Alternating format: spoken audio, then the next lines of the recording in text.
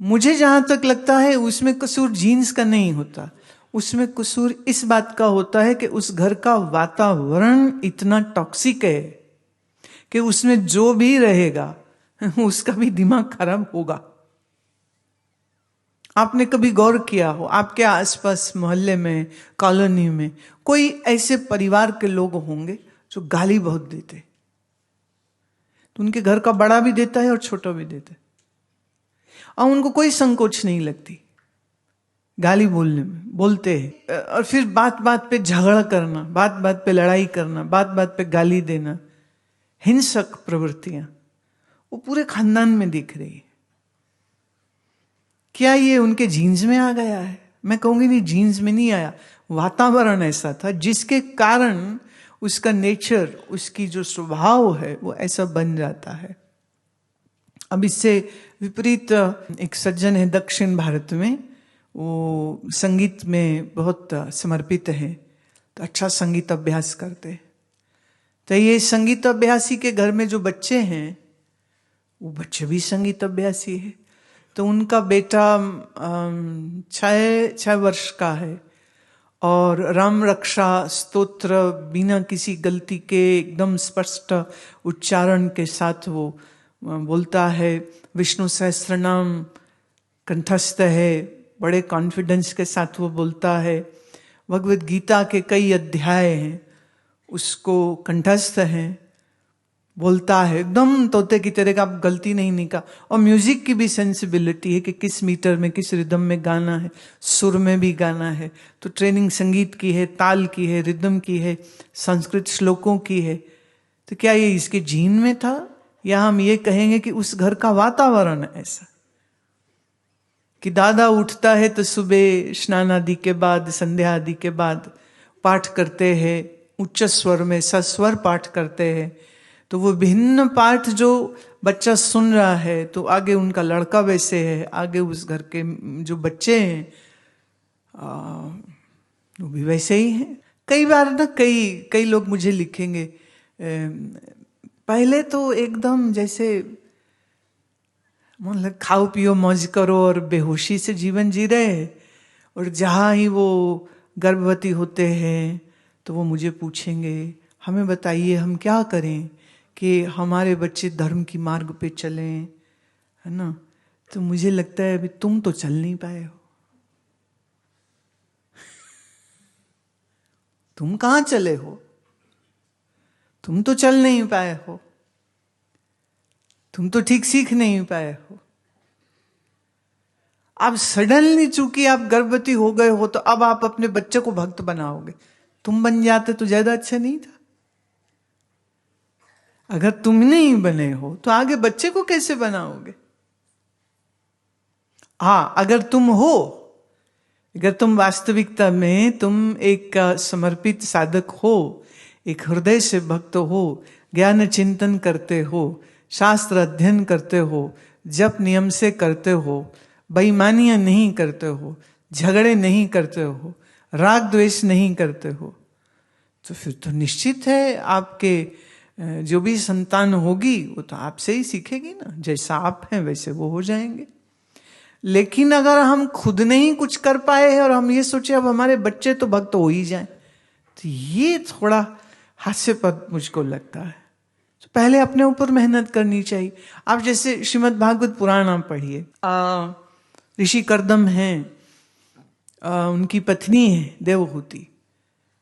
तो एक दिन देवहूति की सेवा से वो बड़े प्रसन्न होते हैं और वो कहते हैं कि देवी कुछ चाहिए तो बोलो। वो कहती हाँ मैं मां बनना चाहती हूं। और कई वर्षों से कर्दम जी थोड़ा कठोर स्वभाव के थे, बहुत पर्टिकुलर थे, और ये एक राजकुमारी थी। लेकिन ऋषि से ब्याह हो गया तो ऋषि वाला जीवन ले लिया, बिल्कुल एक ऋषिका की तरह वो जीती थी। कर्दम जी की बड़ी सेवा करी। उन्होंने कहा अच्छा तुम्हें माता बनना है, ठीक है, तुम इसके योग्य हो, तुम तैयार भी हो, तो निश्चित रूप से तुम मेरे ही जैसे एक ऋषि की माता बनोगी। अभी जन्म नहीं हुआ, अभी देवहूति का गर्भाधान नहीं हुआ, कुछ नहीं हुआ, उसने सिर्फ कहा। अब ऋषि तपस्वी हैं, देवहूति जी तपस्विनी हैं, इसे कितने निश्चय पूर्वक उनको कोई जेनेटिक एनालिसिस कराने की जरूरत नहीं है। कहते हाँ तुमको बहुत परिपूर्ण ऋषि पुत्र प्राप्त होगा और वो देवी तुम्हारे कल्याण के लिए एक बहुत बड़ा रोल अदा करेगा। माने वो होने वाला बच्चा क्या करेगा किसी ज्योतिषी से जाके पूछने की आवश्यकता नहीं है, ऋषि को खुद को मालूम है। कितना निश्चय है उनका, कितना स्पष्ट है। महान स्त्री पुरुष के घर ही कोई महान संतान होगी। अय्या दोनों न भी हों, एक हो तो भी चलेगा। जैसे हिरण्यकश्यप तो बिल्कुल आसुरी वृत्ति का व्यक्ति है, लेकिन उसकी पत्नी वो बहुत साधु स्वभाव की थी। और बाकी तो देवऋषि नारद की कृपा उनको बड़ी मिल गई। और देवऋषि नारद के आश्रम में रहते हुए जो चीजें वो नहीं भी जानती थी, वो सही वातावरण, सही सानिध्य मिलने के कारण वो उनको सब कुछ प्राप्त हुआ। हरिनाम भजन करती हुई, नामस्मरण करती हुई, विष्णुपाद सेवन करती हुई, विष्णु नाम स्मरण करती हुई, वो अपनी गर्भावस्था को उन्होंने इस आश्रम में बिताया।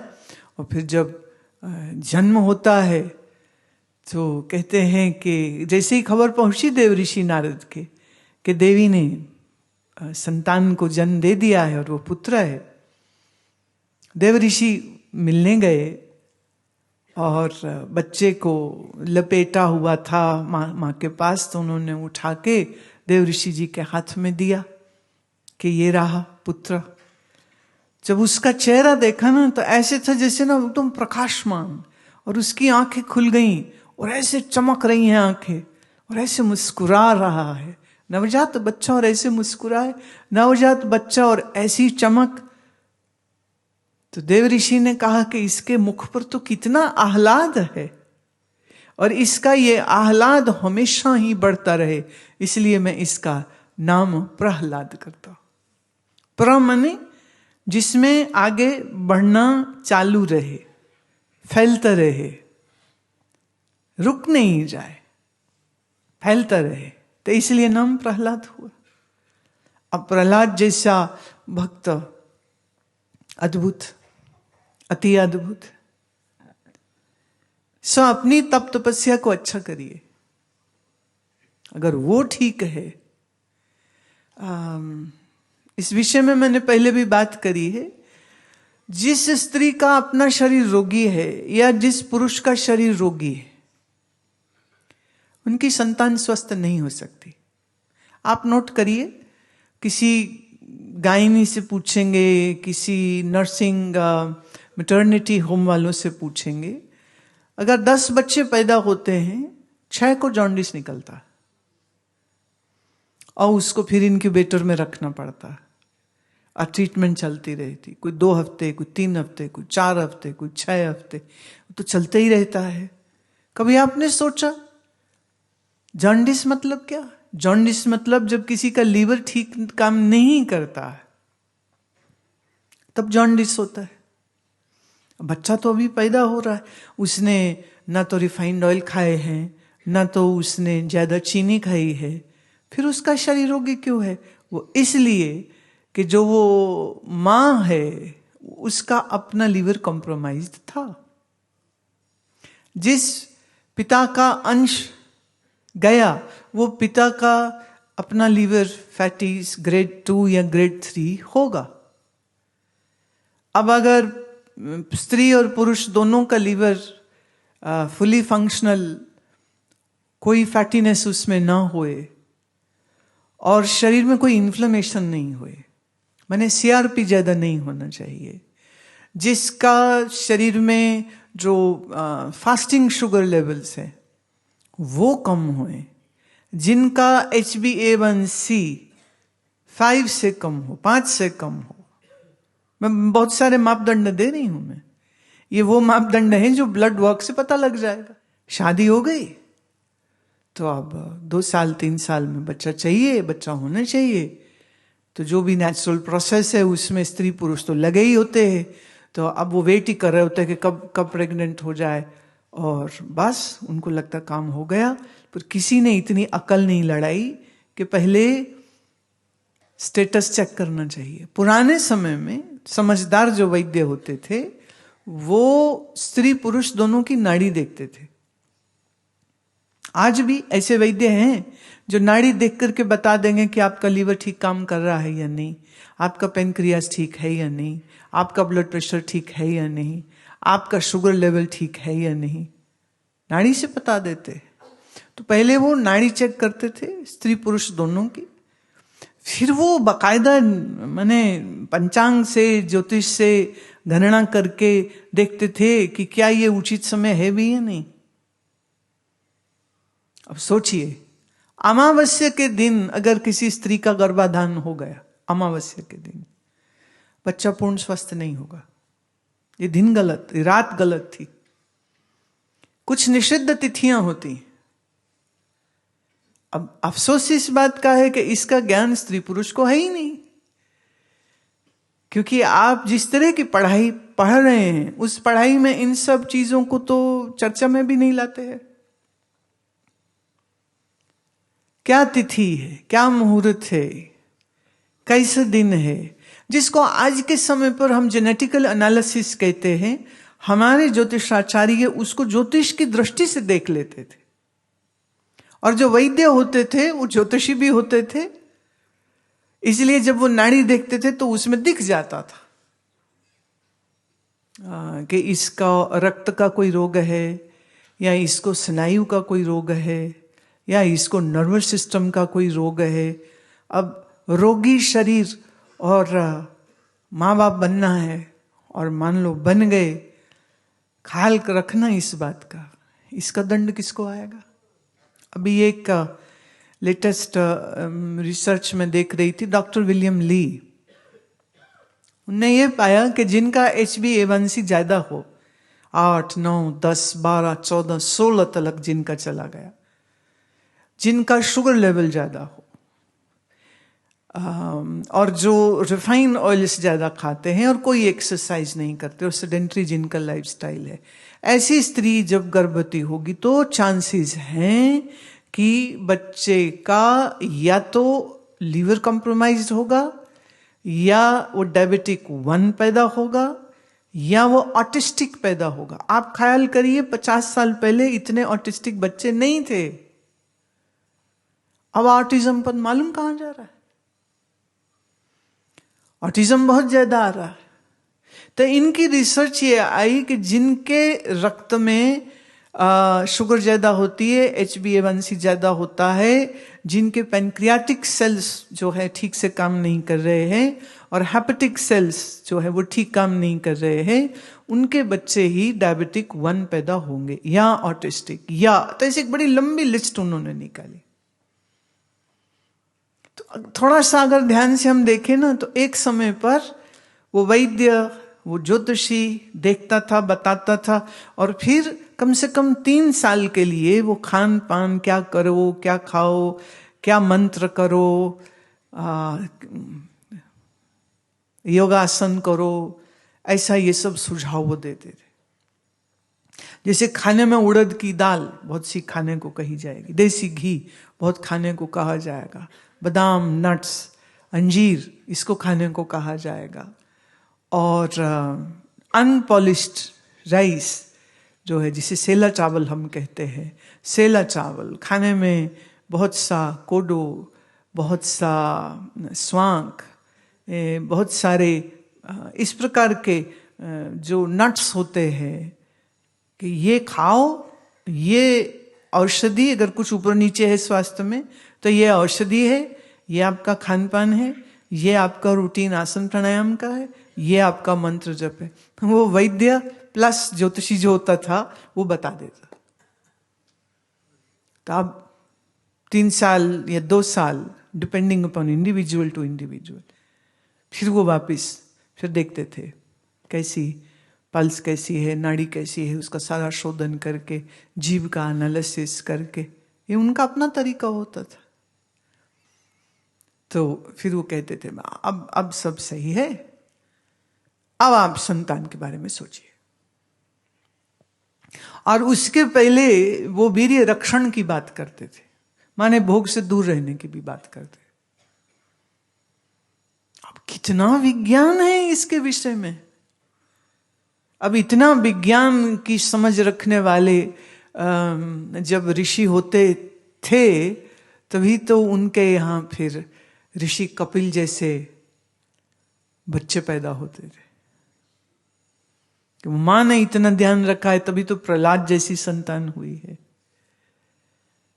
या ध्रुव जैसी संतान हुई है, या पार्वती जैसी संतान हुई है। तो बहुत सा ये जो विज्ञान है ना, ये अपने आप में बड़ा ही सुंदर विज्ञान है। खान पान ठीक करना पड़ेगा, आसन प्राणायाम लाना पड़ेगा। ये एक नैसर्गिक नेचुरल एक्टिविटी होनी चाहिए। ये नहीं कि जब बीमार पड़े हम तब करेंगे और फिर हम सब छोड़ देंगे। तो थोड़ा इस बात का ध्यान रखेंगे तो निश्चित रूप से एक बहुत स्वस्थ संतान को जन्म स्त्री आसानी से दे सकती है। अब बहुत सारी चीजें मेरे ध्यान में आ रही हैं। जैसे एक इंग्लैंड में बेटी, तो जब वो उसका कहती मुझे बहुत डर लग रहा है, पहला बच्चा है, कैसा होगा कैसा होगा। वो 6ठे महीने में थी। तो बद्धकोण आसन में बैठ करके एक श्वासों की प्रक्रिया होती है, वो उसको सिखाई। मैं तुम ये करो, मैं चिंता मत करो। कहती डर लगता है अगर सी सेक्शन ये हो गया, सर्जरी हुई तो बड़ा मुश्किल। मैं तू चुपचाप ये कर, साथ में तुम्हारी मंत्र साधना चलती रहे। उसके पुत्री हुई। जब मुझे मिली तो वो कहती है कि मेरे डॉक्टर कह रहे थे कि ये कोई तरीका है बच्चा पैदा करने का। क्या मतलब? कहते इधर तुम्हारा फोन आ रहा है कि मैं आ रही हूं, मेरा वाटर ब्रेक हो गया है, और यहां हम तुम्हें अभी बेड में लेटाया है और 10 मिनट में बच्चा बाहर आ गए। तो ये क्या तरीका होता है? कम से कम 2 घंटा तो पहले आना चाहिए था। और यहां वो डर रही थी कि पता नहीं क्या होगा क्या होगा क्या होगा। बोले अब अगली बार ना तो कम से कम तुमको 1 दिन पहले आना होगा। What is this? कहती ये हुआ कैसे? उसका वो पेल्विक रीजन बहुत नैरो था, तो उनको पक्का था कि इसका सिजेरियन होगा। बोले ये कैसे हुआ? कहती मुझे लगा मैं फ्री में क्यों बताऊं इसको। मैंने कहा ये क्या बात हुई? कहती मैं इतनी कीमती सलाह मैं इसको ऐसे क्यों दे दूं मैं? कहती मैंने नहीं बताया। उसके बाद उसके 2 बच्चे और हुए। दोनों बच्चों के समय पर जैसे ये ऐसा होना ही चाहिए। अगर वो ठीक से माने स्वास्थ्य का ध्यान रखे, ठीक प्राणायाम, ठीक से जो क्रियाएं हैं अगर गर्भवती स्त्री करती है तो वो इतना ही नेचुरल और बहुत कम समय में एंड एकदम क्विक डिलीवरी। और तीसरे दिन तो वो एकदम घर का काम काज करने के लिए भी तैयार थी। वहां करना भी पड़ता है क्योंकि मेड नहीं मिलते हैं ना, तो खुद ही करना पड़ता है। स्वास्थ्य ठीक रखिए, दिल दिमाग शरीर सब ठीक रखिए, सब ठीक ही होता है फिर।